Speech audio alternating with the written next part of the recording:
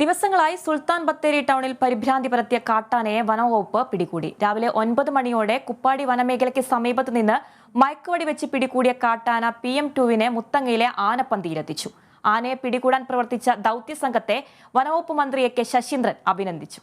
Wayanad RRT സംഘവും chief veterinary surgeon Arun സക്കറിയയുടെ നേതൃത്വത്തിലുള്ള medical സംഘവുമാണ് നടപടികൾക്ക് നേതൃത്വം നൽകിയത്. വനമേഖലയിലും ഇടയ്ക്ക് ജനവാസ മേഖലകളിലുമായി അതിവേഗം നീങ്ങുകയായിരുന്ന PM2വിനെ കഴിഞ്ഞ 3 ദിവസമായി വനംവകുപ്പ് പിന്തുടർന്ന് നിരീക്ഷിച്ചു വരികയായിരുന്നു. നീണ്ട നാളത്തെ ശ്രമത്തിനൊടുവിലാണ് വനംവകുപ്പ് രാവിലെ 9 മണിയോടെ ആനയെ പിടികൂടിയത്. കുപ്പാടി വനമേഖലയ്ക്ക് സമീപത്ത് വെച്ചാണ് PM2വിനെ മയക്കുവെടി വെച്ചത്. മുത്തങ്ങയിലെ ആനപ്പന്തിയിൽ നിന്നെത്തിച്ച സുരേന്ദ്രൻ എന്നീ കുങ്കിയാനകളുടെ സഹായത്തോടെ PM2വിനെ ലോറിയിൽ കയറ്റി മുത്തങ്ങയിലെത്തിച്ചു. PM2വിനൊപ്പം മറ്റൊരു കാട്ടാനയുടെ സാന്നിധ്യം തിരിച്ചറിഞ്ഞതും ദൌത്യം സങ്കീർണമാക്കിയിരുന്നു. ആനയെ മയക്കുവെടി വെച്ച് പിടികൂടാനായി പ്രവർത്തിച്ച ദൌത്യസംഘത്തെ വനംവകുപ്പ് മന്ത്രി AK ശശീന്ദ്രൻ അഭിനന്ദിച്ചു. Kerala vision news, Wayanad.